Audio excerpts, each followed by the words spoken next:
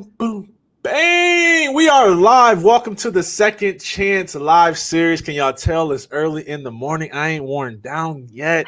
Today we have a full house. This is round number 2 for those of you who tuned into my Monday free training at 8:15 a.m. this morning. If not, you can tune into the replay everywhere where my face can be found.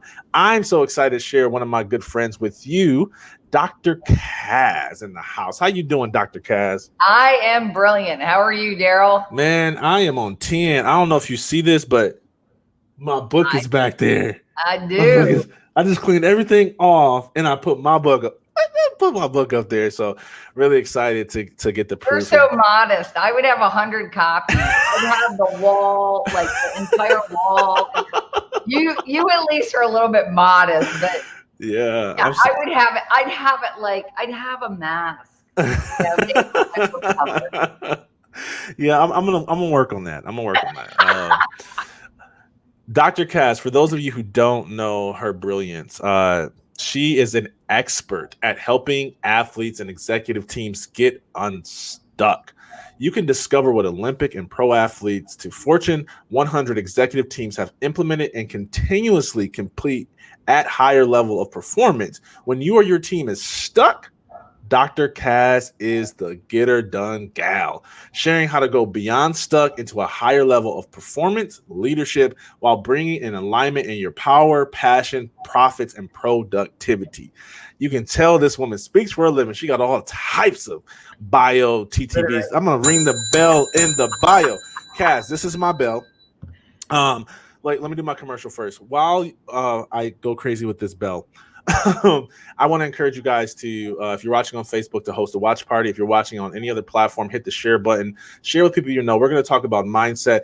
She is a brain expert and a master at motivation, at execution, at really getting results. And she has a powerful story that we're going to get to of how she went from having everything, and I say everything because it's like, how do you define everything, to losing it all, and how she's been able to rebuild from there. So we're going to get to that powerful story. So it's going to be great. You're definitely going to want to share this with everyone on your friend. You can be the hero today by hosting a watch party and notifying. Think about this. You can be the person who everyone says, man, thank you so much for sharing that. I needed to hear that today, because that is what Kaz is going to bring. So remember, as part of our live series, so that I don't get bored, and because I speak for a living too, Dr. Kaz, is if you say something that I can steal, which I know you will, for my own speaking, I will hit the bell. And that will notify my team to write it down so I can steal it later, and you get no credit for that.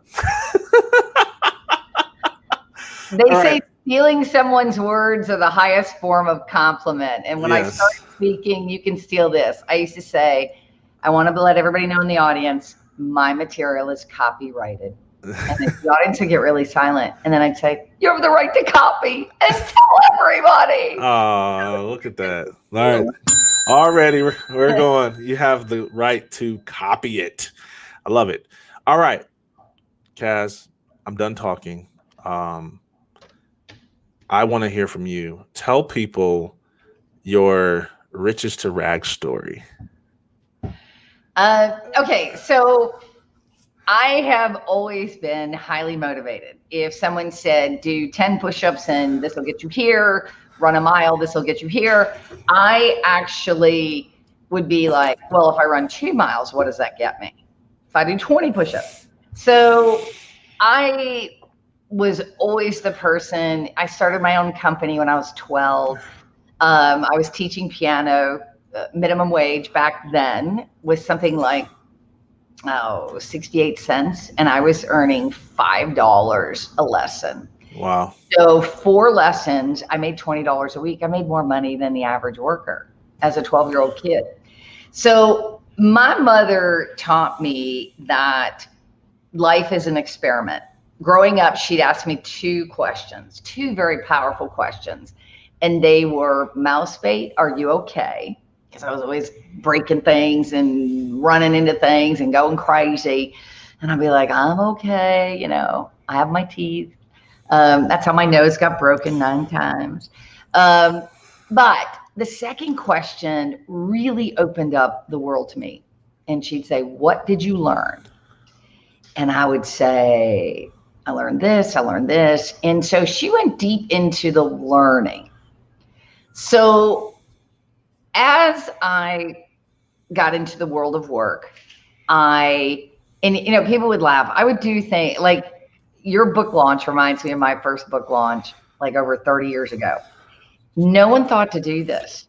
Everyone would politely wait in Australia to have a book company say, would you like to put your book in our store? And so I thought, I'm not waiting for that. I have an ISBN number. I'm just going to go and put my books in their store. So I put it on the end cap, move books around, put in 10 books. People would pick it up. This looks great. The title was Overcoming the Crime of Self-Doubt. And they'd go up and they'd go to buy it and they'd go, this isn't in our system. And they'd be like, oh my gosh, where did you get this book? Well, over here.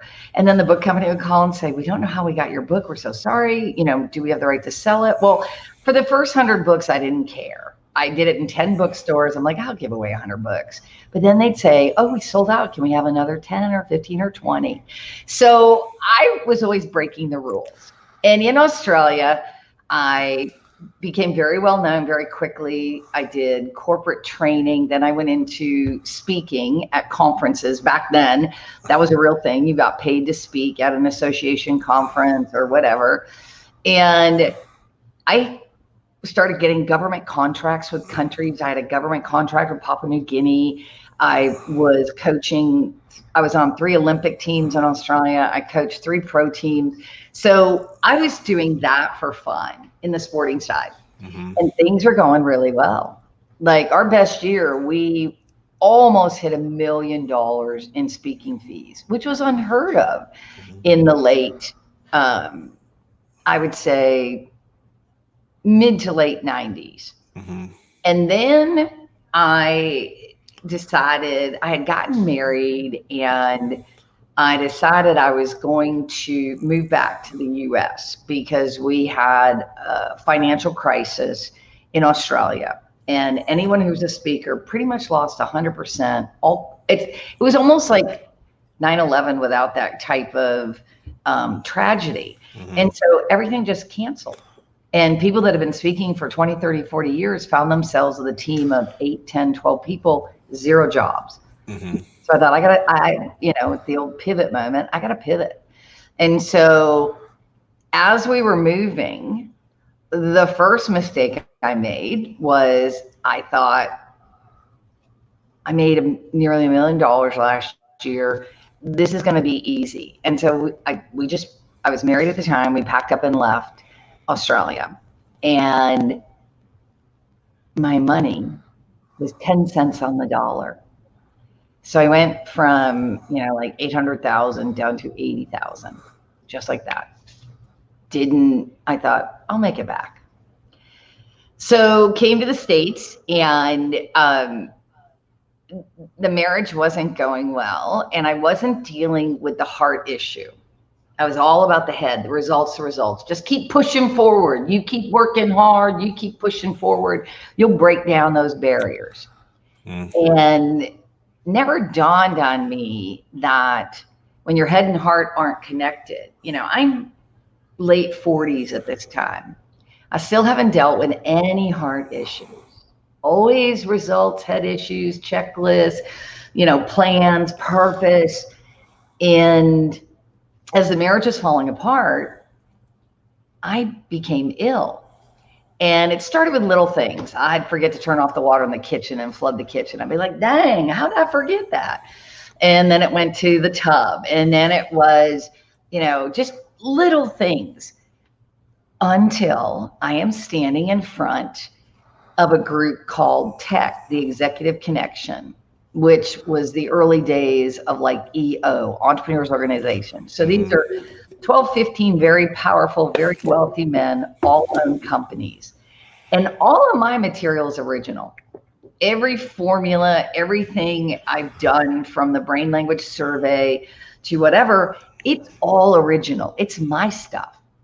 And so I have this big handout and I'm about 40 minutes in, and they're loving me. I've spoken in Australia, all over the country with tech. And I had come to the United States, and I had won awards with tech in Australia. And so now I'm a big deal. And they had dozens, if not hundreds, of organizations, clubs, state groups that I was scheduled to speak to. Thought, yes, this is how I get back in. I'm 45 minutes into this talk, and I look down. It could have been written in a foreign language. It could have been in Portuguese. I had no idea what was on the paper. And my first thought was, oh crap. I always say we have these OCM moments, oh crap moments. I'm like, oh crap. So instead of saying, I am so not feeling well, guys, I have a headache, I have a toothache, something where they have to go, oh, I'm so sorry, you know. For the next 2.5 hours, I try to BS my way through this handout, not knowing what anything on there means. So crazy. And I bombed, and they're in shock. They're like, who is this crazy woman? Like, this is a load of crap. And it would be like a third grader picking up your book, never reading it, and trying to describe why you wrote it, what it was about. It was just hideous. So I got in the car, I burst into tears, and I'm humiliated until I realize I don't even know where I am. I don't know what city I'm in. I don't know what state I'm in. I don't even know if I'm an hour away from home, a day, a mile. And then I'm like, I've lost my mind. And at that moment, I'd lost all long-term and short-term memory. So I was smart enough to get out a business card. Back then, we didn't have smartphones, or, you know, we're talking like 1998. No smartphones. We had MapQuest. And I'm like, I don't even know. And so I drove to a gas station, and I said, I'm new in town. Do you know, I'm looking for a friend. Do you know where this address is? And he said, yeah. And so he gave me directions, and I got home, and I didn't recognize the street I was driving down. We were renting this house, but I did recognize my house. And that's when I realized every story, every quote, everything I had written, anything I had created was gone. Wow. And my memory lasted about 2-3 minutes. I had to, like your bell, I had to put an alarm, like a 1-minute ticker, like an egg timer. And so if I was drawing water in the bath, I'd set it for 5 minutes just to go check. If I was drawing water in the kitchen sink, I would either make myself stay there, I'd set it for 30 seconds. And I basically lived with an egg timer. And I couldn't take walks because I wasn't sure if I could get back home. So I would walk with the dogs, and then as we were heading toward the house, I'd leash them, and they would take me home, like, you know, sled dogs. They're like, this is the way.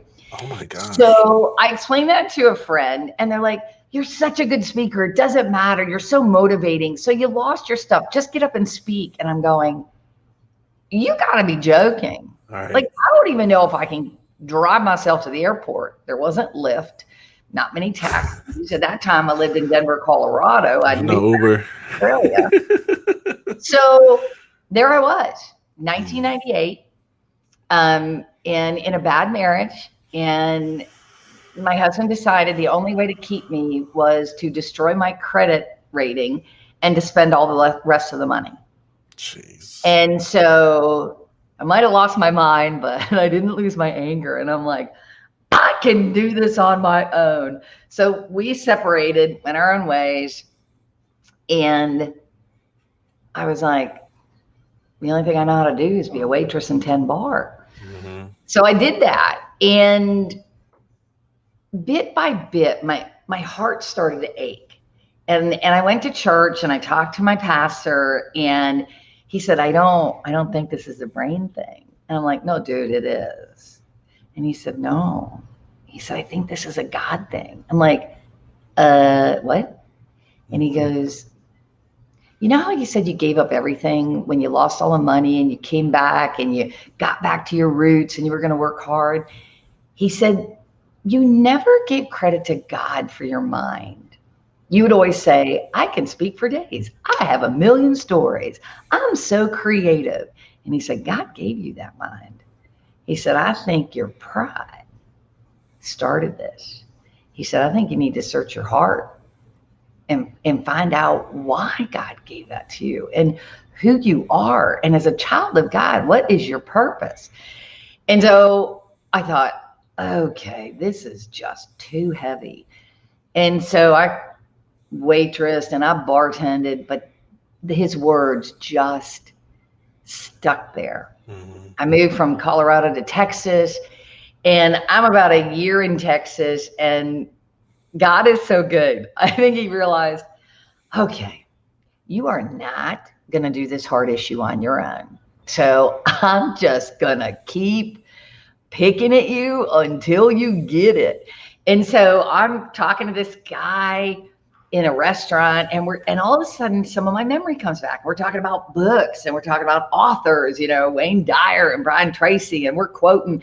And he said, golly, I haven't met anyone as well read as you, and you're so smart and you're so articulate.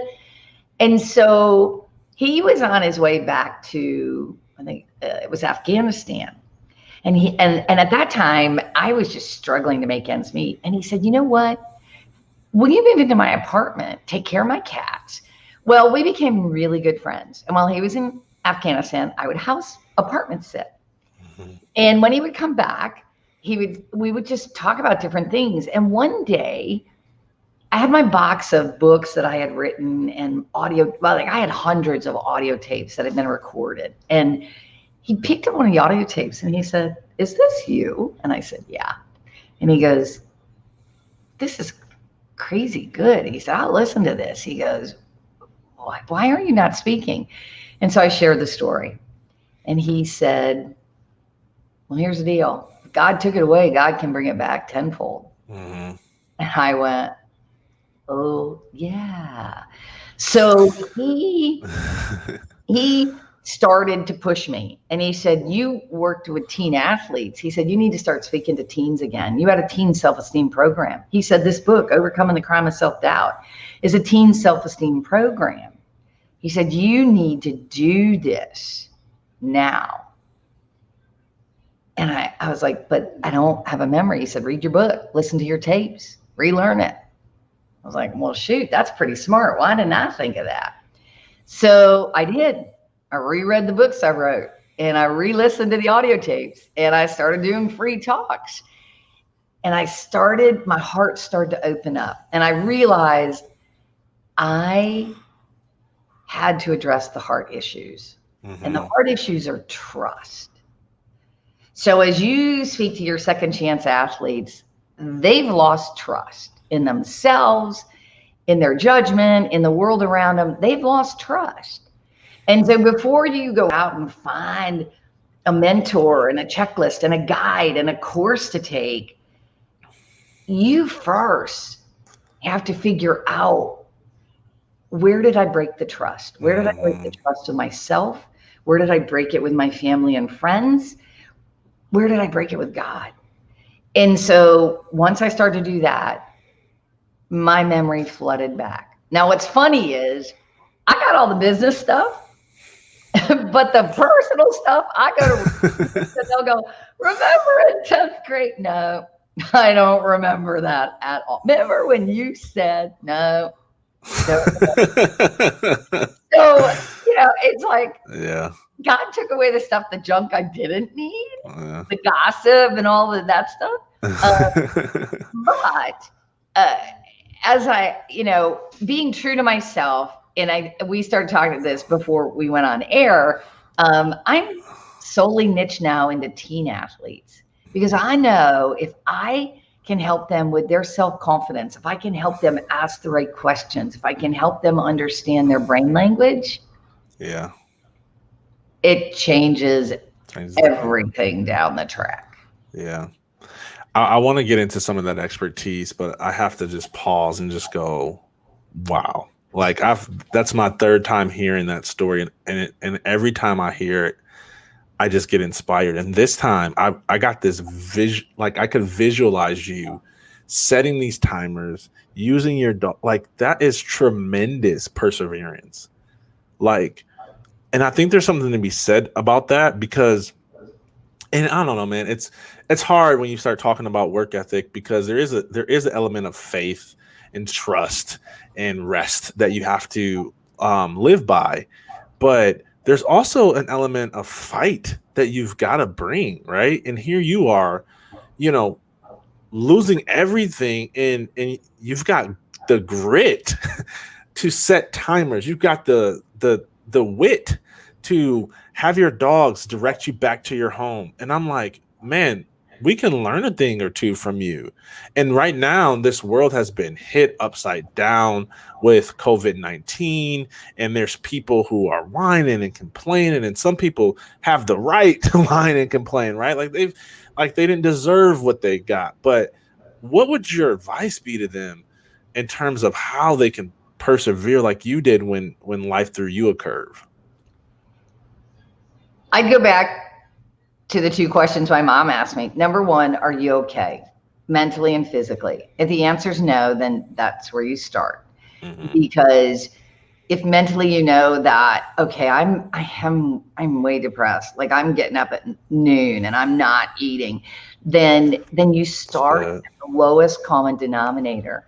I had to go to a food bank. It was the most embarrassing thing. I'm like, wait a minute, I had nearly $1 million in my bank account, and I'm at a food bank. I'm asking for food, and pride kept me away. And you know, you said it.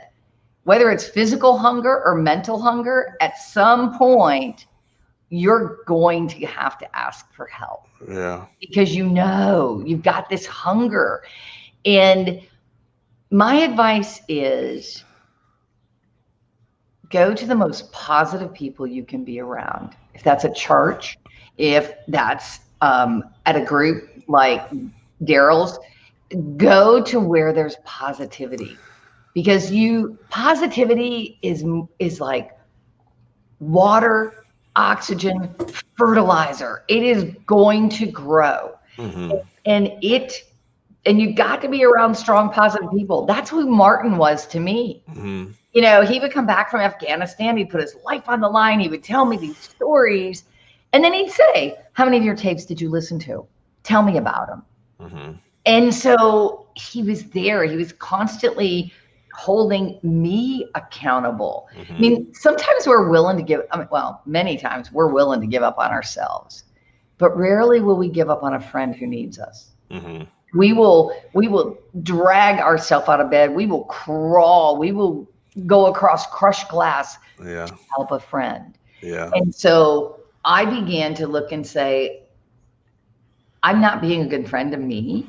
I need to find a couple of people that can be a good friend to me, that ask the right questions, to hold me to a higher standard, to say, wait a minute, I've been gone 6 months. You've only listened to 12 tapes. Come on. Yeah. You know, and so it's kind of like you need someone that's a cross between the Dallas Cowboy cheerleaders that's like, yeah, and a good stick in the butt that says, no.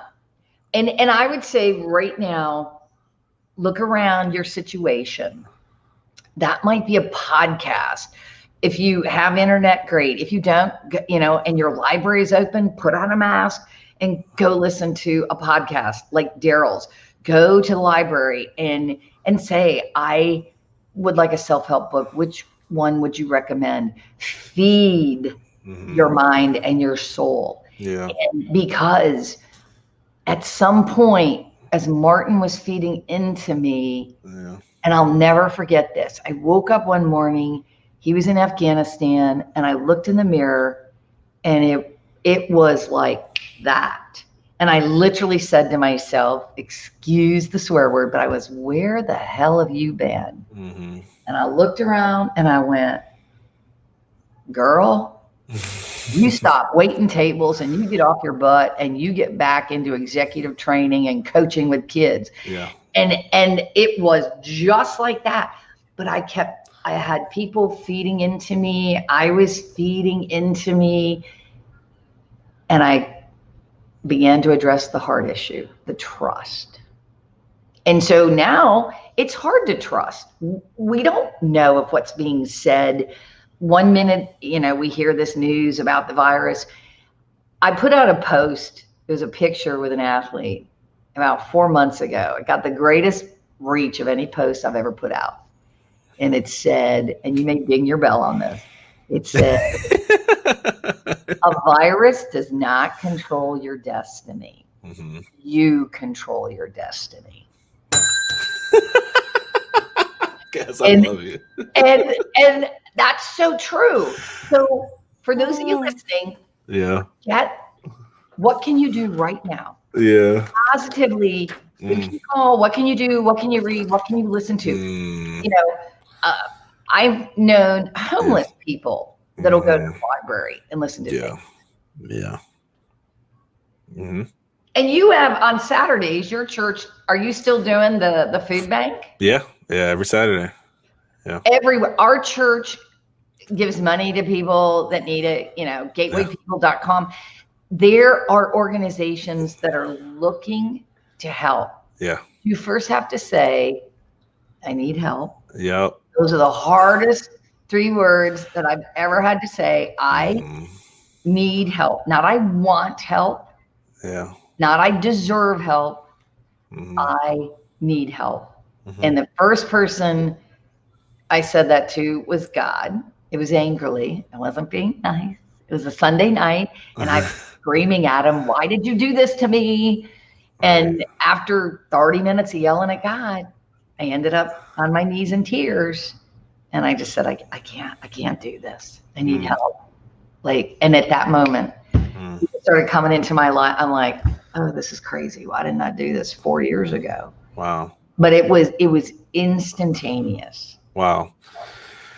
You're awesome. I want to steal some of your expertise and get into what you can teach us about the brain and share some of what you're teaching student athletes and what you've taught over the years.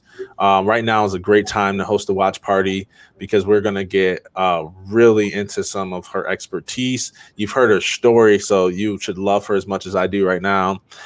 She's already got the bell and now we're going into content. So feel free to host a watch party. And if you have any questions throughout this time, like now's your time. We'll probably stream for another 10-15. So drop your questions in the chat. Our team will collect them. Make sure we'll get those to Dr. Kaz. We'll be happy to answer your questions. So Dr. Kaz, talk to us. Help us. One of the things when I started coaching athletes over 34 years ago, I thought to myself, there has got to be a survey, a test that'll tell me everything that's going on in this kid's brain. So I can just jump in and go, this is what you value. Here's your kryptonite. This is what you're challenged with. And the more, I used the Myers-Briggs type indicator in my master's thesis. And so I had taken the Myers-Briggs, and NLP was just getting started, neuro-linguistic programming. Are you auditory, visual, kinesthetic? Nobody was really looking at, does being a more right brain person, artsy, creative, heart, right side of the brain controls the heart. Is it more advantageous as a left brainer, which is, logic and analytical and numbers? No one was looking at that. And then I read a book. It was a very interesting book. It was called Brain Sex. And it was about as you are developing, as in the womb, your mother's hormones dictate how your senses work with your brain. So can you see better at night or in the morning? Do you have an acute sense of hearing? What's your taste like? More salty, more sweet? And so as I began to look at this book, I realized there's got to be an instrument that does personality, how you learn, NLP, right brain, left brain, male and female dominant, and stress. And there wasn't. So being me, I created my own. And I went from watching athletes for 6 weeks trying to figure out what was going on in their head to, you're a BB's in the dryer brain. You have taken all this information, it bounces around in your head. You have difficulty making decisions. I'm just going to teach you how to make decisions, and boom, your swim time will drop. And so I was known basically as the queen of questions. I would ask a few questions. I would give them this 3-part survey, and I would be able to say, okay, here's why you're not achieving in archery. Here's why, here's why you need to be in front in the canoe. And I would sit and talk with, coaches start asking me questions like, who would you put, 2 people in a canoe? Who would you put in K2? Who would you put in K4? And so, into the boat. And I'd be like, well, I'd put this guy up front. Why? Because of this, this, and this. These are his natural skills. This is what he values. This is what comes easy. And so when I say to people, some people naturally look to the dark side. And if you know that's you will go off the cliff really quickly. So you develop an action plan. And for me, when I go into overwhelm, my first personality, my dominant, is power. So I value power and control and speed and getting things done quickly and results. My second personality style is precision. So I like every box checked, and I like a checklist, and I like a system and order. But I'm first like a bull in a china shop. So I look at what's my kryptonite? What takes me out? So people who move slowly make me very angry. I stop focusing on what God has put me here, my purpose, and I focus on them. Move faster. Do this. And so I always tell my kids, when you're in sport, you have to be very selfish. It's all about you. Don't look left or right to see who's next to you in the lanes. Don't look across the field to see who's bigger, faster, better thighs. It's all about you. What's your job? My job is to get that ball and get it here. My job is to get that ball in the net. And so we break it down into the basics. What's your job? So when 2 personality styles are very positive, 2 are very negative. And once I call it your brain language. Once you know your brain language, you know your strengths. Always. You know what you value. And I think that's important.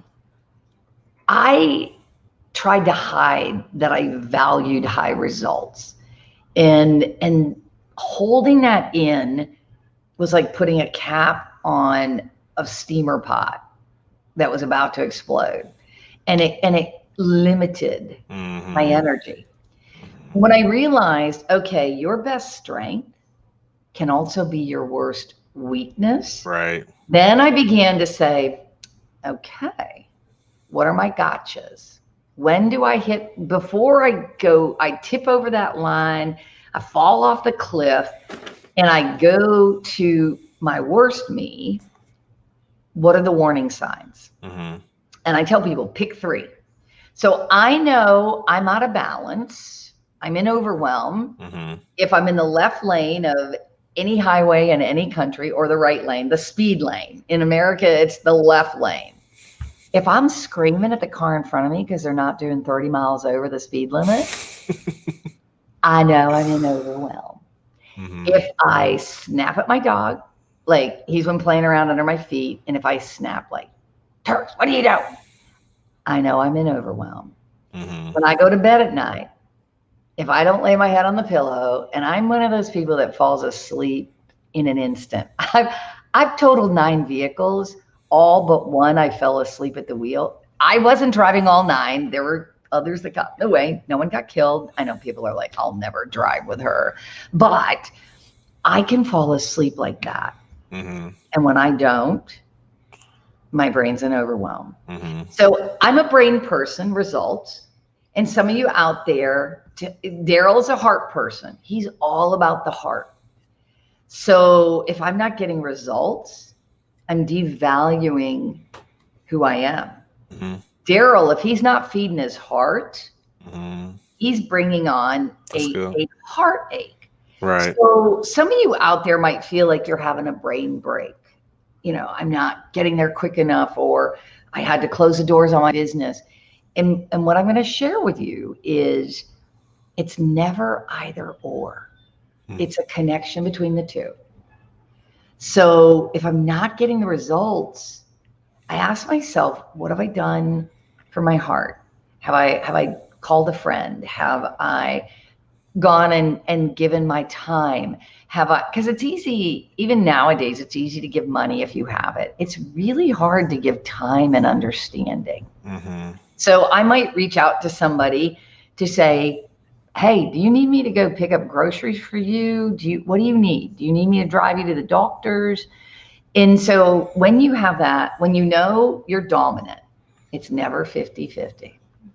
You either play offense or you play defense, or you play both. But when you're in the game, the coach doesn't say, you're on both sides, your offense and your defense. What? No, let me focus. So when you know your brain language, you know what you value, you know what you stand for. There's a great quote: if you don't stand for something, you'll fall for anything. And that's so true. One of my favorite quotes that I love, and it basically says, you are either an influencer or being influenced. The choice is always yours. That's good. That's good. That is good.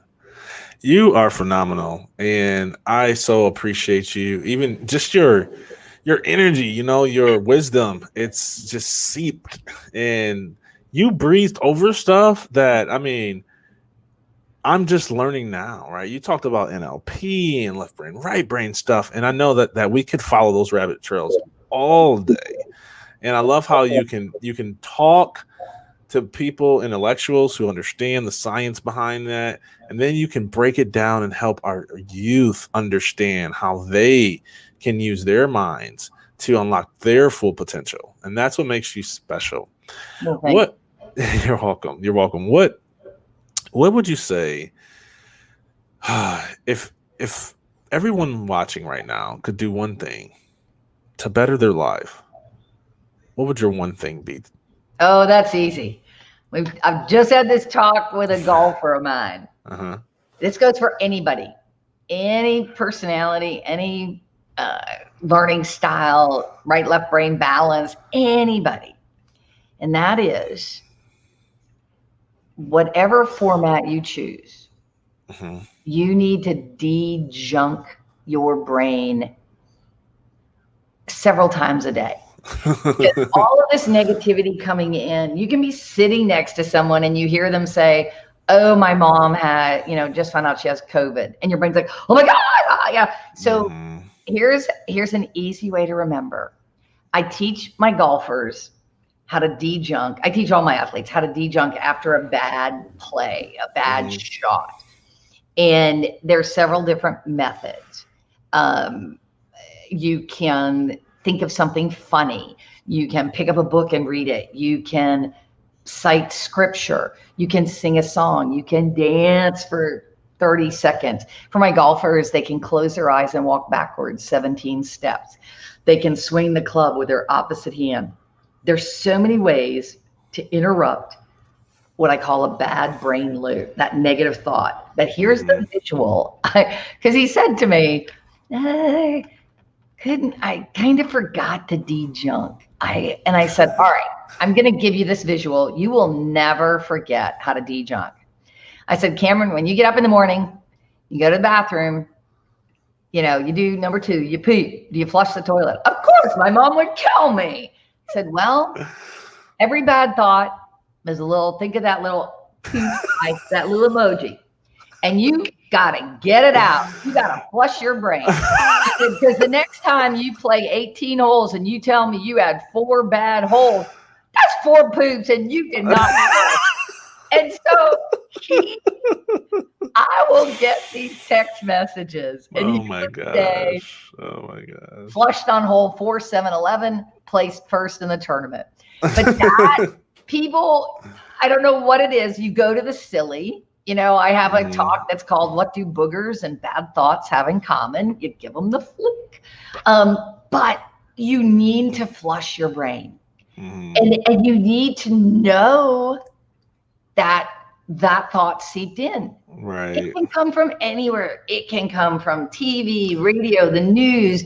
Oh my gosh, get off social media. And my kids, I tell them, you got 5 minutes and 37 seconds a day to be on social media. That's it. That's it. You know, all my athletes. Yeah. So that's the number one. If you are out there, you need to just visualize periodically, hourly, a flush. How you do it. Read a good book. I have, Darryll, I will show you these. You will love it. Oh, this is a great book to read.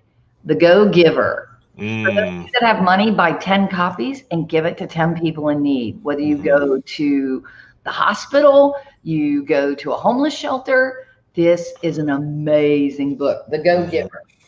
But I have these little cards and they're really funny. I don't know the company. They're called Affirminators. And they're just funny, positive cards. And so when I'm having a bad thought, I know they're positive, I know they're funny, I will take them out and I'll shuffle and I'll be like, what do I need to focus on today? That's good. And options. I have options. So here, you'll love this. I was having a really bad day. I was yelling at everybody. You have bad days? Oh yeah, I was having a stinky. I did not flush. So I pick up the cards. God has such a sense of humor. I'm shuffling. I'm like, give me where I need to focus right now. And there's a card in there about love. And I'm like, oh, heck no, I'm not doing the whole love thing today. I need results. I need to be positive. I need to be moving. So in the afternoon, now you have to understand there's 50 cards. I'm like, you know what? I'm going to do a reshuffle.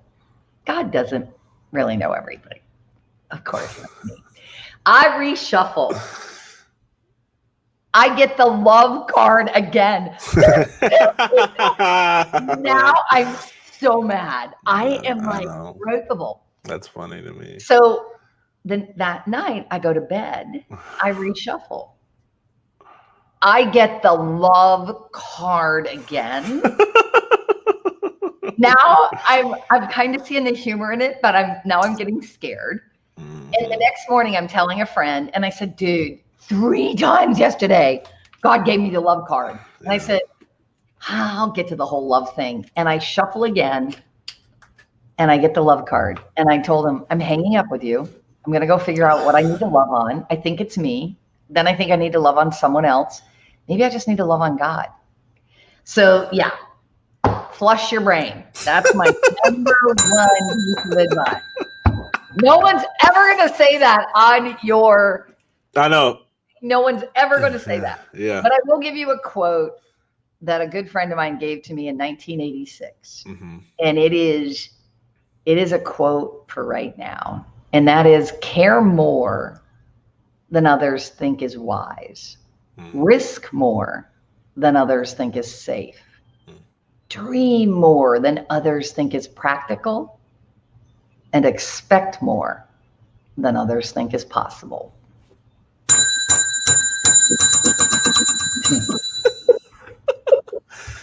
Guys, you're phenomenal. If someone is watching this on a replay right now, or they're tuning in live on all the places we're streaming, and they're like, that girl is amazing, I want to connect with her, I want to learn more from her, how can they connect with you?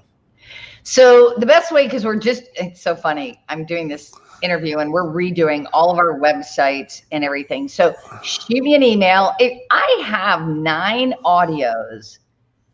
Everything I spoke about with the brain language, I have 9 audios I will just gladly share with your audience. And it's all about the brain language. It's all about learning styles. It's all how they fit together.